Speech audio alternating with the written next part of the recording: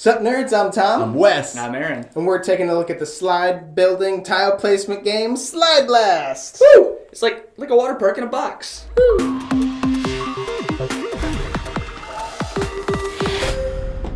I mean, literally, it is a water park in a box. Tile placement game, like Tom said, where you're going to be drawing tiles, placing them out, and slipping and sliding your way to victory. This game, I'll go ahead and say it now, it's kind of a serial killer for me. It's a very similar concept where every person plays a tile and then moves along that track, and you can move other people by placing your tile that moves them. Like, you can't, like, if I'm over here and Aaron's over here, I can't put it over here just to move him. But if I place mine to move myself and it moves Aaron too, he also moves along it.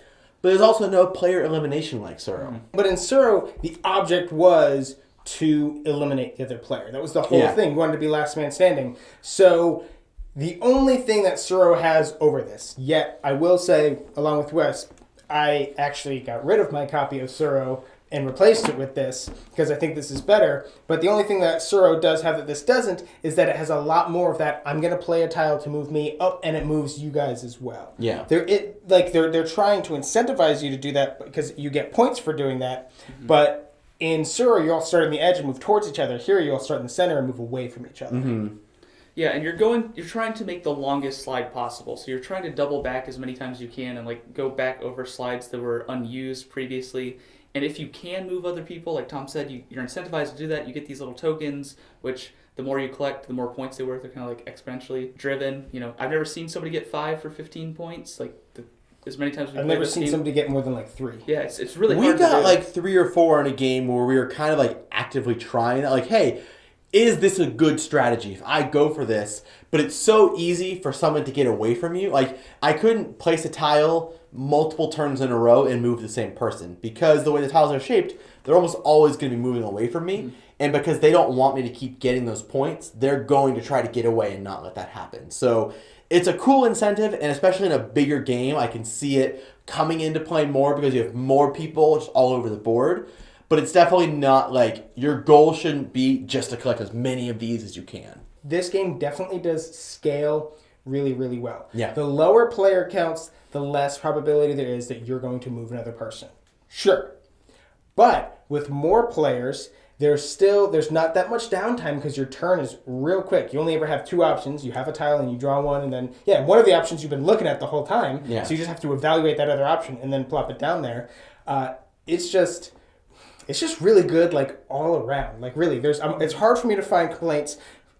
I mean, it is what it is, right? It's a small, light tile placement game. You know, my complaint could be, it's not big enough, it's not long enough, there aren't enough machine guns. Right. And I guess elephant in the room, I'll talk about this. Look at this box.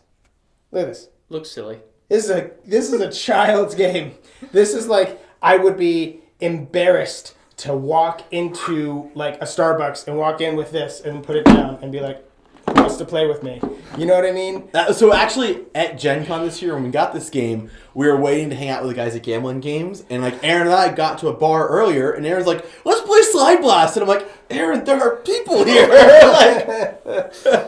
But once you take it out and you put away the box and you're playing the game, it doesn't look as cartoony. It's still pretty cartoony, but it's still a really fun game, and I had a great time. Once I'm like, all right, it's dark in here, right? Yeah. I mean, he is right that it's very colorful. It doesn't look childish. This does look childish. And it is a game targeted at kids. You totally could play this with kids. My niece is, I think, 7 now or 6 now. I think she's 7.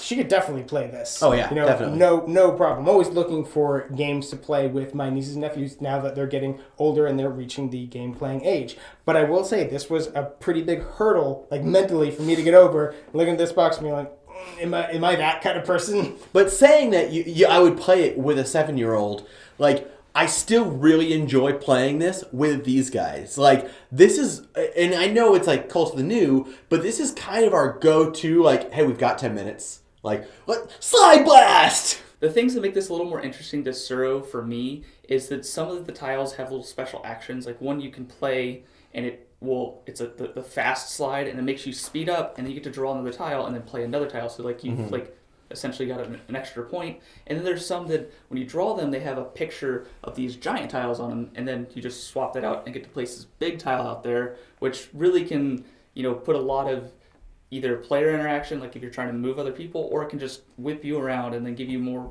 ways to circle back around. Like, it's just really interesting, like, thoughts and, like, patterns that you can make with these tiles versus with Suro. It's just like, okay, I'm putting this down and I'm going to knock you off the board and hopefully I stay on the board. With those, especially those really big moves where, like, you, like, put a tile down and you get to move, like, 5 or 6 spaces, I can't not do that without being like, whee!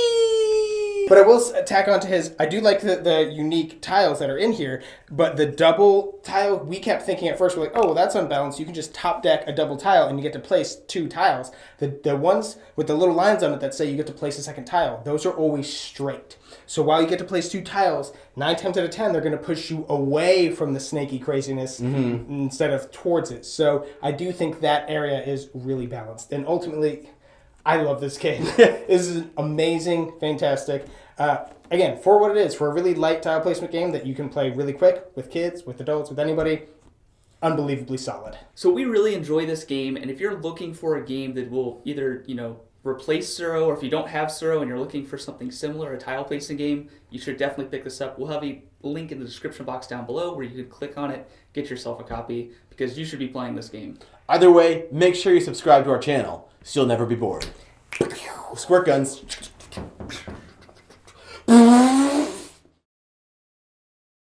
One guy, when I was playing with this, he said, oh, is it possible for me to place it such that you and I run into each other, like head to head? And I said, you're going down a slide. How could that happen? He was like, oh, right.